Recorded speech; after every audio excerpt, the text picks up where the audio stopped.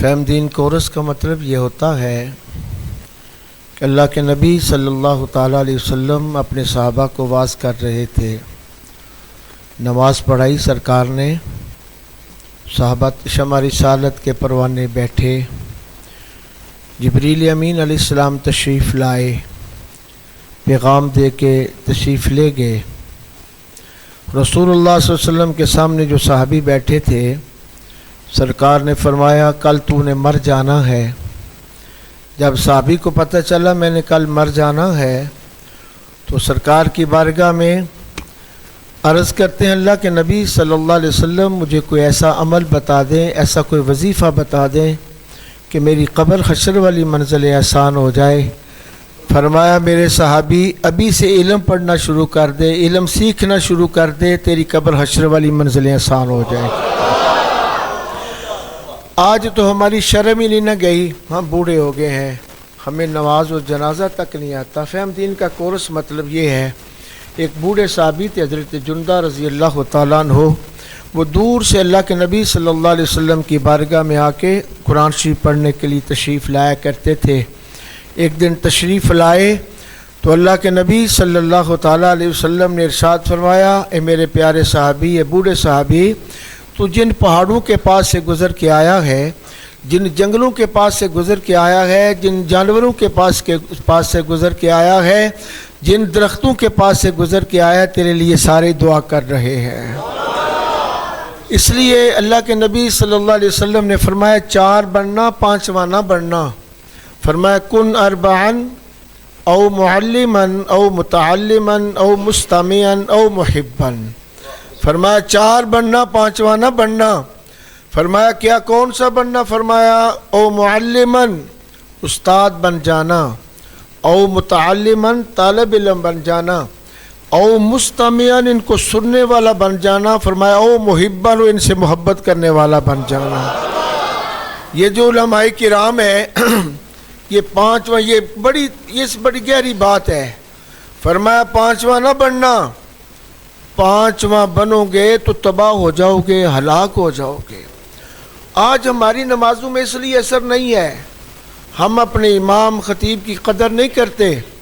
میرے کریم مصطفیٰ صلی اللہ تعالیٰ علیہ وسلم نے ارشاد فرمایا، یہ وقت مختصر ہے میں عرض کرنا چاہتا ہوں، آج ہماری یہی بات ہے، ہم اپنے علماء کرام کی قدر نہیں کرتے.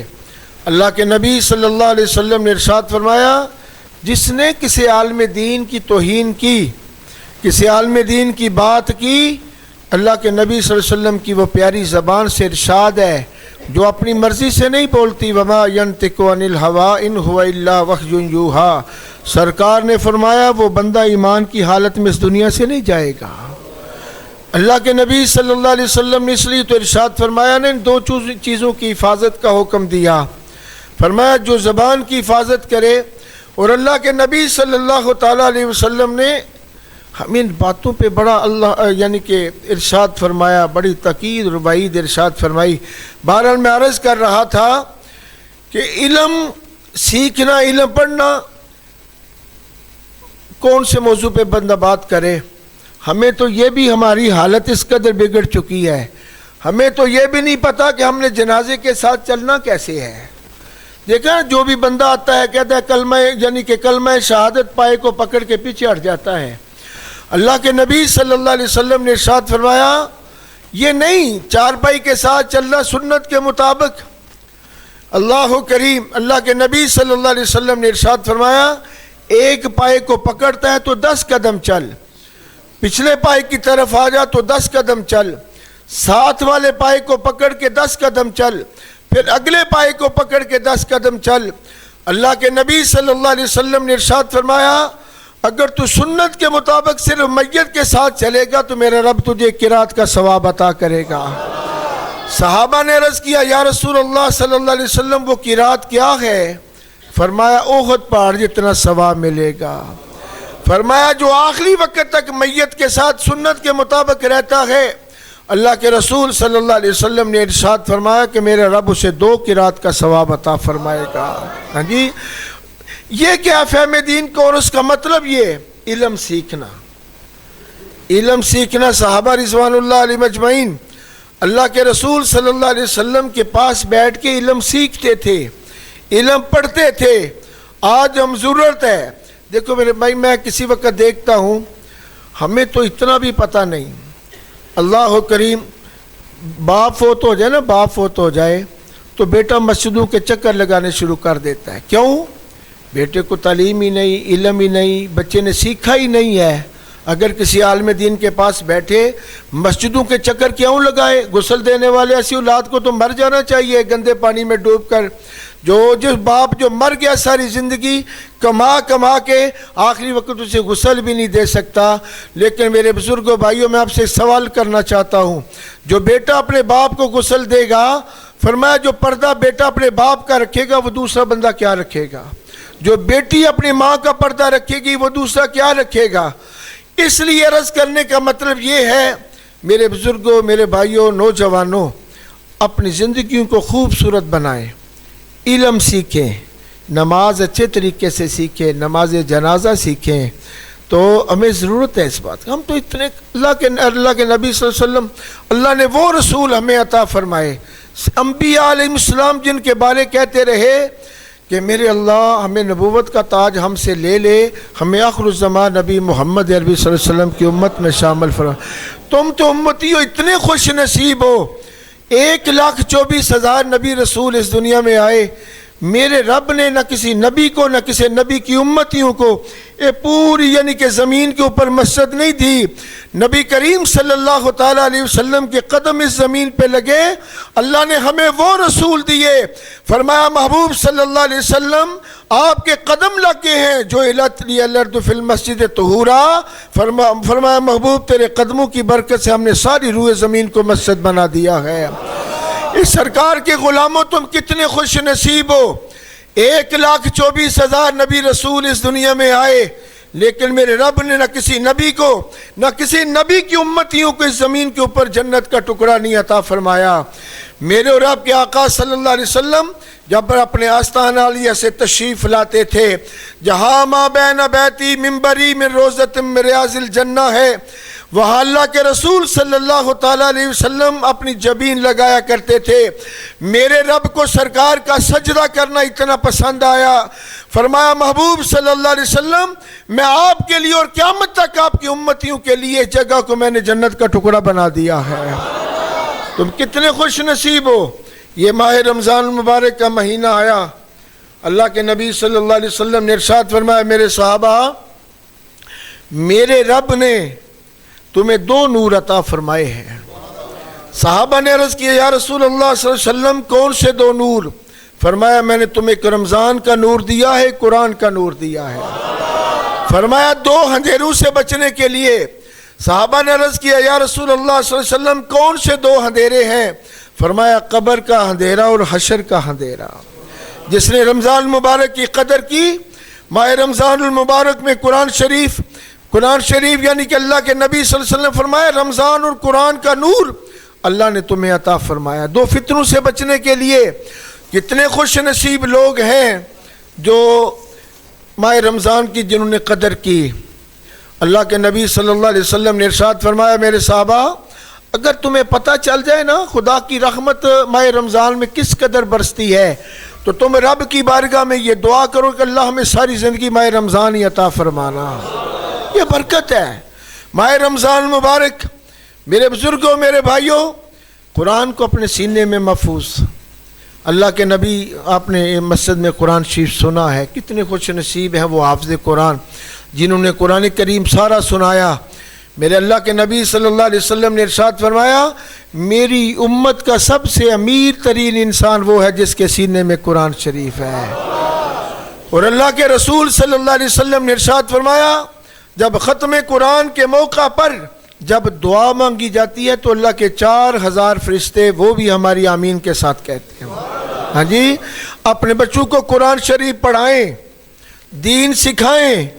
اللہ کے نبی صلی اللہ علیہ وسلم نے اس لیے تو ارشاد فرمایا نا، جب بچی یا بچہ پیدا ہو تو دائیں کان میں اذان پڑھنا، بائیں میں تکبیر پڑھنا، بولنے کے قابل ہو جائے تو اسے کلمہ سکھانا۔ 7 سال کی عمر کا تیرا بچہ نماز نہیں پڑھتا، اسے مار، 10 سال کی عمر کا بچہ نماز نہیں پڑھتا، اللہ کے نبی صلی اللہ علیہ وسلم نے فرمایا اسے مار کے نماز پڑھاؤ۔ ابھی یہ فجر کی نماز پڑھی ہے، فجر کی نماز کے حوالے سے میں بات عرض کرنا چاہتا ہوں۔ یہ فرض، ویسے تو ماہ رمضان مبارک میں فجر کی نماز ادا کرنا بڑی برکت ہے۔ ماہ رمضان المبارک کی تو یہ شان ہے، جو بندہ ایک نفل پڑھتا ہے میرا رب اسے ایک فرض جتنا ثواب عطا کرتا ہے، جو ایک فرض پڑھتا ہے میرا رب اسے 70 فرضوں جتنا ثواب عطا کرتا ہے۔ یہ فجر کی نماز کے حوالے سے آپ خوش نصیب لوگ ہیں جنہوں نے فجر کی نماز ادا کی۔ اللہ کے نبی صلی اللہ علیہ وسلم نے ارشاد فرمایا کہ جبریل امین علیہ السلام نے رب کی بارگاہ میں عرض کیا، میرے اللہ مجھے اجازت دے میں 2 رکعت نماز پڑھوں۔ فرمایا ٹھیک ہے پیارے جبریل پڑھ لے۔ نماز شروع کی، تکبیر تحریمہ کے بعد قیام میں کھڑے ہوئے تو 40 سال قیام میں کھڑے رہے، رکوع گئے تو 40 سال رکوع میں کھڑے رہے، سجدے میں گئے تو 40 سال سجدے میں گئے۔ 2 رکعت نماز پڑھنے کے بعد عرض کیا، میرے اللہ میں نے 2 رکعت نماز پڑھی ہے، کیا تجھے میری نماز پسند آئی ہے؟ فرمایا پیارے جبریل تو نے اتنی پیاری نماز پڑھی ہے، تیری نماز مجھے بڑی پسند آئی ہے۔ میرے کریم مصطفیٰ صلی اللہ تعالیٰ علیہ وسلم کے غلاموں، میرے رب نے فرمایا کہ اے پیارے جبریل تیری نماز تو مجھے بڑی پسند آئی ہے، لیکن میرے آخر الزمان نبی محمد عربی صلی اللہ علیہ وسلم کے غلام جو فجر کی 2 سنتیں پڑھیں گے، جبریل میں تیری نماز جتنا ثواب عطا فرماؤں گا۔ کتنے وہ خوش نصیب لوگ ہیں جو نماز پڑھتے ہیں۔ یاد رکھو جس کی زندگی میں نماز نہیں اس کی زندگی نہیں، جس دین میں نماز نہیں وہ دین ہی نہیں ہے۔ آج ماہ رمضان مبارک یا کل الوداع ہو جائے تو تم بھی ساتھ الوداع نہ ہو جانا، اپنی زندگیوں کو خوبصورت بنانے کے لیے پکا نمازی بن جانا، خود نمازی بن جانا، اپنی اولادوں کو نمازی بنانا، خود صبح اٹھ کے قرآن شریف کے 1 رکوع کیوں نہیں پڑھنا وہ پڑھے، اپنی اولادوں کو مسجد میں بھیجو قاری صاحب کے پاس کہ وہ آپ کے بچوں کو قرآن شریف پڑھائیں۔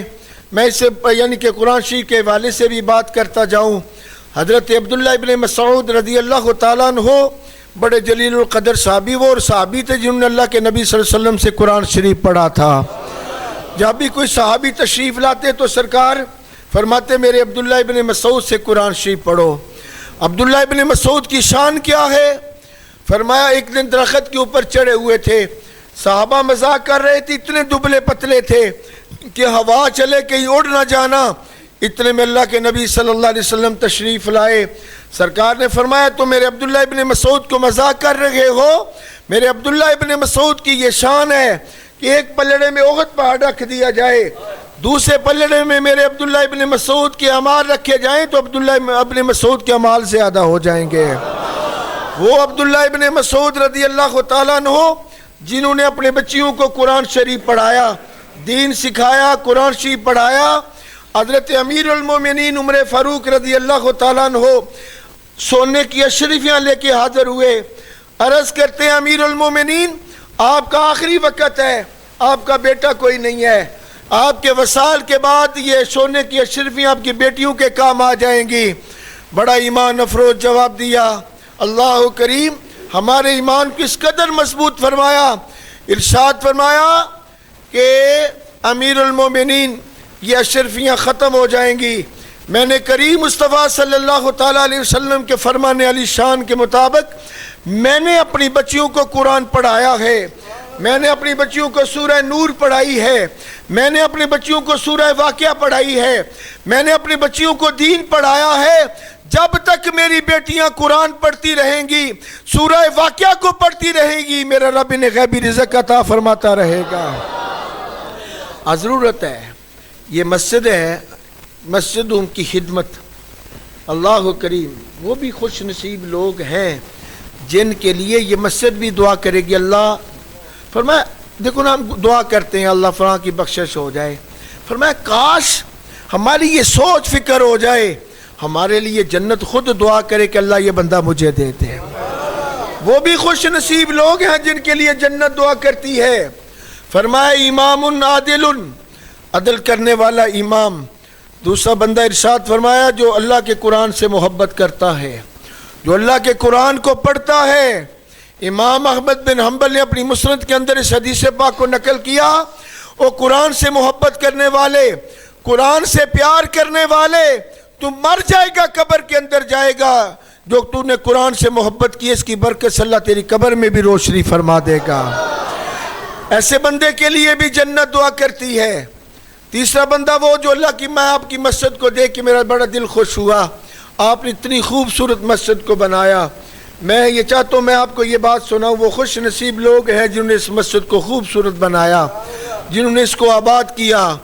ارشاد فرمایا جو اللہ کے گھروں کو بناتا ہے، اللہ کے گھروں کو آباد کرتا ہے، اللہ کے گھر میں آ کے 5 وقت کی نماز پڑھتا ہے، مسجد کی خیر گیری کرتا ہے، مسجد کی صفائی کرتا ہے، اللہ کے نبی صلی اللہ علیہ وسلم نے ارشاد فرمایا ایسے بندے کے لیے بھی جنت دعا کرتی ہے کہ اللہ یہ بندہ مجھے دے دے۔ آج تو ہم نے سمجھا ہے کہ ہمیں امام مسجد نہیں مسجد کی صفائی کرنی ہے، اس کا ہی کام ہے سارا، لیکن سنیے اللہ کے نبی صلی اللہ علیہ وسلم کی مسجد کی صفائی کرنے والا وہ سیاہ فام آدمی جب اللہ کو پیارا ہو گیا تو صحابہ رضوان اللہ علیہ اجمعین سرکار صحابہ کو لے کے جب اس کی قبر پہ حاضر ہوئے، اللہ کے نبی صلی اللہ علیہ وسلم نے دعا فرمائی، دعا فرمانے کے بعد جو جملے ارشاد فرمائے، فرمایا میرے صحابہ جب میں آیا تھا تو اس قبرستان میں اندھیرا تھا، اب اس بندے کی برکت سے میں نے دعا کر دی ہے، میرے رب نے پورے قبرستان میں روشنی فرما دی ہے۔ فرمایا جو مسجدوں کو لوگ آباد کرتے ہیں ایسے لوگوں کے لیے جنت دعا کرتی ہے۔ اور آگے ارشاد فرمایا وہ جو لوگ جو کسی سے محبت کرے تو صرف اللہ اور اللہ کے رسول کی رضا کے لیے، دشمنی رکھے تو اللہ اور اللہ کے رسول کے لیے، ایسے بندے کے لیے۔ آخری حدیث پاک کے جو الفاظ ہیں، آج ہم نے سمجھا ہے یار ابھی جوان ہیں، بوڑھے ہوں گے، ابھی ہماری کون سی عمر ہے نماز پڑھنے کی؟ نہیں میرے بزرگوں، میرے بھائیوں، نوجوانوں، انسان کے سب سے زیادہ قریب انسان کی موت ہے۔ فرمایا قریب قیامت ہے اور قریب تر انسان کی موت ہے۔ فرمایا یہ نہیں کہ ابھی جوان ہے تو ابھی ہمارا وقت ہے، نہیں، آئیے ان لوگوں کے لیے بھی خوشخبری سنائی اللہ کے نبی صلی اللہ علیہ وسلم میں۔ جیسے آپ رمضان المبارک میں بڑی محبت کے ساتھ مسجد میں تشریف لاتے ہیں نوجوان بچے، میں ان کے لیے ایک اللہ کے نبی صلی اللہ علیہ وسلم کا فرمان علی شان سنانا چاہتا ہوں۔ اللہ کے رسول صلی اللہ علیہ وسلم نے ارشاد فرمایا میرے امتی تو جوانی سے لے کے آخری وقت تک، جوانی سے لے کے تو آخری وقت تک رب کی بارگاہ میں سجدہ کرتا ہے۔ اللہ کے رسول صلی اللہ علیہ وسلم نے ارشاد فرمایا اگر تو جوانی سے لے کے آخری وقت تک مجھے یاد کرنے والے جب تو دنیا سے جائے گا تو میرے قریب مصطفیٰ صلی اللہ علیہ وسلم نے ارشاد فرمایا میرا رب تجھے 99 صدیقوں جتنا ثواب عطا فرمائے گا۔ اتنی شان ہے نوجوانوں، اپنے یعنی کہ آج یہ وعدہ کر کے جانا ہے ہم نے ہمیشہ مسجد میں آ کے با جماعت نماز ادا کرنی ہے، پھر انشاءاللہ العزیز دیکھنا یہ مسجد کی بہاریں اور اللہ کریم آپ کی نماز میں جو نماز پڑھیں گے پھر برکت اس کی دیکھنا۔ میں سلطان محمود کی ایک بات سنانا چاہتا ہوں آپ کو، اللہ حکم یہ قرآن کی خدمت کرنے کی کتنی برکتیں ہیں۔ سلطان محمود کو لوگ کہتے تھے آپ کو سبکتگین کے بیٹے نہیں ہو، وہ بادشاہ ہر وقت پریشان رہتا تھا مجھے پتہ چل جائے کہ میں واقعی سبکتگین کا بیٹا ہوں۔ وہ سلطان بادشاہ کہتا ہے میرے دل میں 3 سوال ہوتے تھے، ایک کہ مجھے پتہ چل جائے کہ میں سبکتگین کا بیٹا ہوں، فرمایا دوسرا مجھے یہ پتہ چل جائے کہ میں کس عمل کی برکت سے بخشا جاؤں گا، تیسری اس کے دل میں یہ بات تھی کہ یہ حدیث واقعی سچی ہے کہ العلماء ورثۃ الانبیاء، یہ حدیث سچی ہے۔ ہر وقت وہ پریشان تھا، اس کے یعنی کہ محل سے کھڑکی تھی وہاں روشنی تھی، ساتھ ہی اس کے گھر کے مدرسہ تھا، جب مدرسہ یعنی کہ ایک بچہ جب رات کے وقت اپنے سبق کو یاد کرنے کے لیے قرآن شریف لے کے بار بار جاتا ہے، اس کی محل کی کھڑکی سے جو روشنی نکلتی تھی اس روشنی کو دیکھ کر وہ اپنے سبق کو ساری رات یاد کرتا رہا۔ بادشاہ دیکھتا رہا، صبح کے وقت جب وہ مدرسے آیا تو بچے سے پوچھا بیٹا کیا بات ہے تو ساری رات یہ عمل کرتا رہا؟ بار بار میری کھڑکی کی طرف جاتا رہا، روشنی سے تو کچھ پڑھتا رہا، استفادہ حاصل کرتا رہا۔ کہا وقت کے بادشاہ ہمارے مدرسے میں روشنی کا انتظام نہیں ہے، جو آپ کے محل سے وہ کھڑکی سے جو روشنی نکلتی تھی، فرمایا اس روشنی سے میں اپنے رات کو ساری رات سبق کو یاد کرتا رہا۔ سلطان محمود غزنوی نے